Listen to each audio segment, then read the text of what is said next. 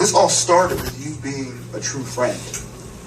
I mean, you went with your friend Yusef Salam to the police station. You didn't have to do that. And then from that time, you were there to the time that you left prison. No, I didn't have to do that, but it was just something in me, something that I'm not familiar with.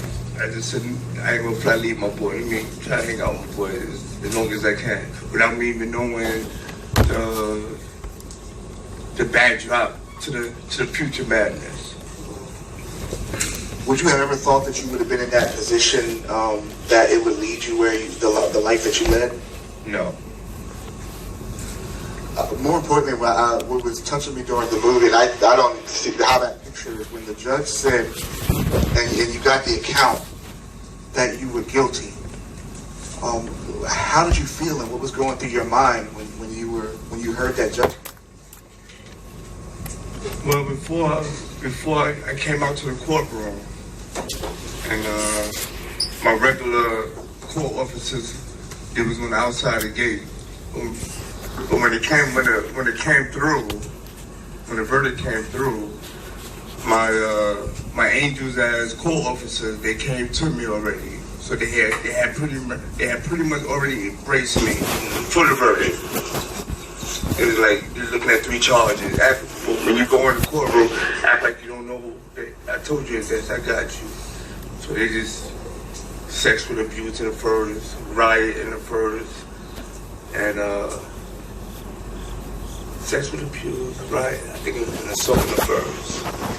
I said okay. They said, Mr. Ring, you'll be all right. I said okay. They said you already got about 2.5 years in on Rikers Island University. So you'll be all right. So were you shocked when you heard it? Was it the initial impact, or? After receiving it from my co-officer, but it still was. It still was. You were one of the only 5 that was tried as an adult. I want to hear your opinion. Do you, right now, you're looking at 14, 15, 16, 17, 18-year-olds. Do you think that any young adult, not even young, 16, teenager, should be tried as an adult, and do you think that they belong in a place like Rikers? No. And there are things that we just so you know aware, there are people that are working on that now to stop children and young teens from going into that environment. Rikers has a reputation, so I can't imagine any of these young people here, and that's what you got to do, look to your left and look to your right, and they're going into Rikers. You know, one of the things that you had shared earlier with us was that there's 2 Koreys. You shared, you even spelled your name differently when you were a child, right? Why the two Koreys? Because I wasn't pussy. I left the first time, but the 2 Koreys is the ages that you just gave, and me being in my 40s right now. That's what I'm representing right now. And like I said, you know, me being away is really when you go away, you're really dead. When you're away, is really a graveyard. It smells like death. It sounds like death. It's nothing but death. It's a Nightmare on Elm Street. It's death. And to go from there to here, it just made me, you know, pretty much think about, you know, the Notorious B.I.G., life after death, because that's what I'm going through. So it just, you have to enjoy your freedom, people. None of that. I mean, every time I hear you say it, and I've heard you say it today, and I've heard you over other interviews talk about the prison being, you said life, you said you were death, and you were living death every day, and now you have a new life, and I'm glad that you are now seeing the life side of it. But you said you were living death every day, and the reason why I want to paint that picture is because you came up on parole, and when it was your parole time, they wanted you to confess to something that you didn't do. And they said, if you don't confess, you're going to stay in here forever. What made you not break under that pressure and not confess?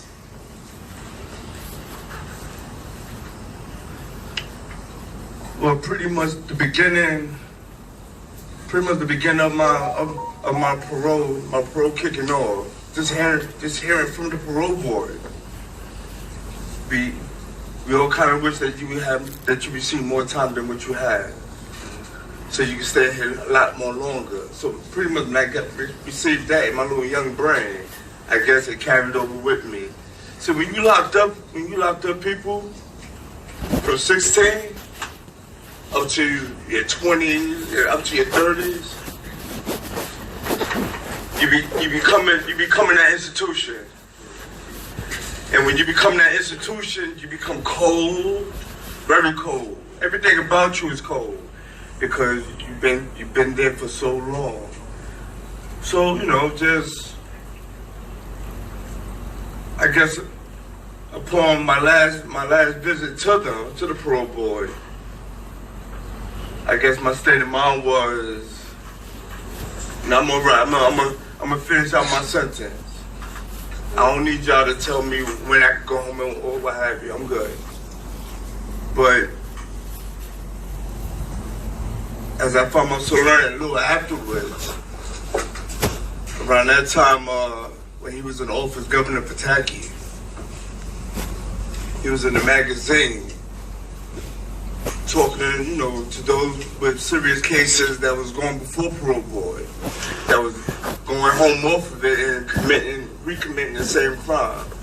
So he said to his parole board, they're allowed to hit you if you don't comply with their program. They're allowed to hit you past your max. So that's when I felt I was a done deal. And up to the point where my hero Reyes came out and he freed me from all that madness. I remember the quote that he said something like, if they don't want to hear my truth, they're not going to get my time. Right. Yeah, I that hit me too when I heard that. I was like, wow. Let's talk about Matthias Reyes, because that's interesting. That you have the perspective that you have about him. You said he's your savior. No, I'm just saying. I don't mean to, really big him up the way I do, but I'm saying, when you're away, I'm not a lawyer, so I'm not gonna manifest my mouth on speaking ill about him. Because if he would have felt the same way, he'd just left me up there among the inmates, about 20,000 of us in the yard. So I'm not going to speak ill on him. Like I said, just pick him up because he saw me. He had a little conversation with me, a little heart-to-heart talk with me. Then later on, he just magically just put my name in the air. I'm up here, up in Allberg Correction Facility with Korey Wise, who ain't do nothing, and people is constantly eating at his flesh. Right. So I look at that situation and all the things that you experienced during that time. You are like the prime poster child of what a miracle looks like, to have that type of intervention, and then that. Between you staying the course, there would be no exonerated 5 without you. No exonerated 5 without you doing that. So, that means so much in that.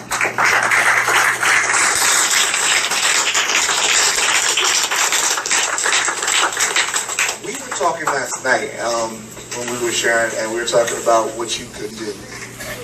And I heard him say something in the other interview. And I said, vote wise. Because we have people that are able to make changes in the room today, and your vote counts. We have young people that are turning 18 and are 18-year eligible to vote. Can you talk about that? We talked about last night a little bit about what that meant to you, vote wise. pretty much voting wise is not voting me. It's just pretty much just voting for the right person to get this dude out of office. Let's get him out. It could be one of y'all. Just get him out. Get him out. Get Nito Brown out of there. Get him out. Because he ain't trying to go nowhere. He ain't trying to go nowhere. He making moves. He making people angry with him. All that is really a so what.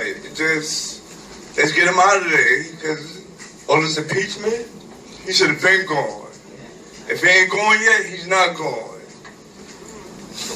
Pretty much, I'm only thinking that he's gonna be up in there because of this ad he put on 65. That's his forever sticker right there. The man who put the ad out, and right now he got 65 separated. Not separate, exonerated. Everybody doing their own little thing, but still in door. His name's gonna always pop up. I don't know the man. He don't know me. But I'm not voting for him. He ain't got nothing. He ain't got that from me. So your vote counts. Your vote means something. So just you gotta get him out of there. Okay. Choose wise. Choose wise. So let's do this. We have some questions from our young people. So we're gonna pay. Yeah, they're good. We got 4 good questions for you. Can we, who's our mic person? Me. There you go. Can we start with the first question? Can you stand up and speak into the outline? Hi. Knowing what you know now, would you, if you could go back to the restaurant, would you still go with your friends? Baby girl, what's done is done. I'm an Emmy winner. That's done.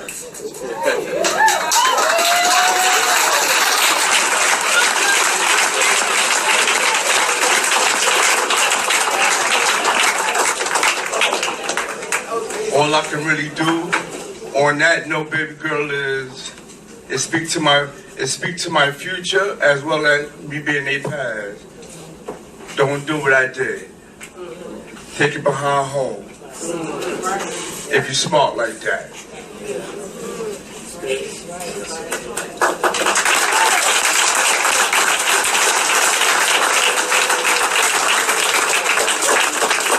Talking about that, but I didn't have to bring that point up about going home. They brought that point up yesterday about going home. So I mean that your story is saving lives just from them seeing that. Good. Our next question.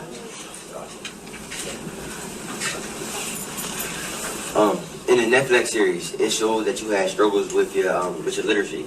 And I wanted to know what role did that play in during your interrogation process. One more time? I wanted to know what role did it play during your interrogation process. What's that? Your literacy. Trying to read. Oh, Hard to read. I wasn't expected to be there. I only think even with the problem or without that problem, when you're not supposed to be there, it will mess you up because it's a spider web. You would like to get out. Somebody get me out. Whoever is here try to get me out of here. He's not supposed to help me get out of here. But if nobody gonna try to help you get, you just mentally, your brain gonna be like scrambled eggs because you're not supposed to be there. Beautiful question.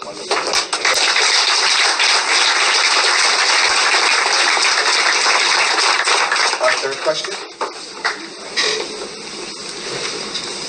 So we all know that you will forever be linked with the other 4 gentlemen who were now, you guys are now known as the True Part 5. Exonerated. The Exonerated 5.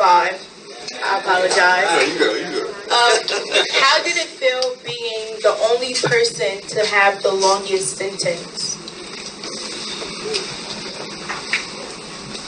That's the system. The system do what they want to do. They do what they want to do until they feel they can get away with it. They just want to do what they want to do. get that dollar, just do what they want to do. And they just hope that you learn from it or you die from it. That's all. Just a system. And it's not, just on that point, what you just said was, could you tell them the difference between Central Park 5 and the exonerated 5 and why that's important? I don't know what's in your head, but what's in my head? Central Park 5 means this. Exonerated 5 means that. Everybody do what y'all want to do.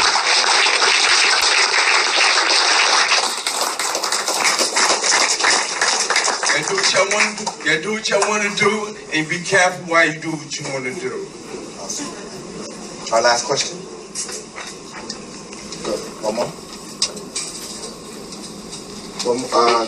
We had questions that were already. Who's our fourth person? Jaya?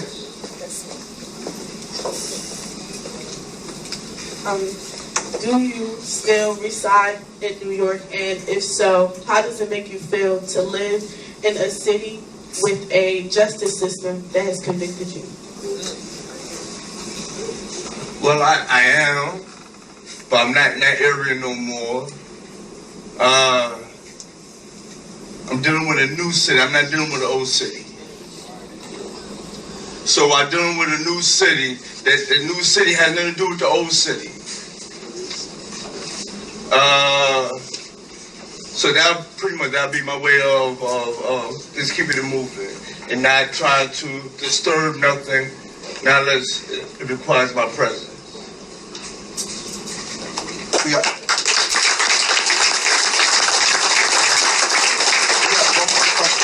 one more question from Chris Jackson from Big Picture Learning Academy.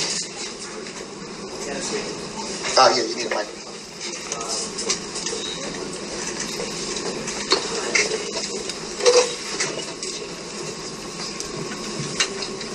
Korey, thank you for being here. Really appreciate it. I'm not from Big Picture Learning Academy, I'm from Big Picture Learning. This school is part of a network of 75 schools across the country that are all about student activism and all about leading with student interests. So it is my pleasure to be here with these students and with you. We had the pleasure 5 years ago at our national conference of having Ava DuVernay as our keynote speaker. I can't think of a better person to have told your story. So shout out to Ava DuVernay. I also want to say, I heard folks say that they were moved by the docuseries, maybe in some of the wrong ways. I want to say I was moved in the right way by having Jarrell Jerome win the Emmy and shout you out. That was extremely moving for me. So shout out to you. And shout out to I don't actually have a question. I have an invitation. Because we had this network of 75 schools, if you take the students in these rooms who have all watched the docuseries and multiply that by 75, we put a shout out to our network about 3 months ago to watch the series. And many members of our network have watched it as well. I would love to have you visit more of our schools and talk to more of our students. In fact, I'd like to invite you to Fannie Lou Hamer Freedom High School in the Bronx, in your hometown. I know that they'd love to meet you and learn from you, so no question, but please, we'd love to hear your story, and the youth in the Big Picture Learning Network, I know would love to hear your story as well, so thank you so much.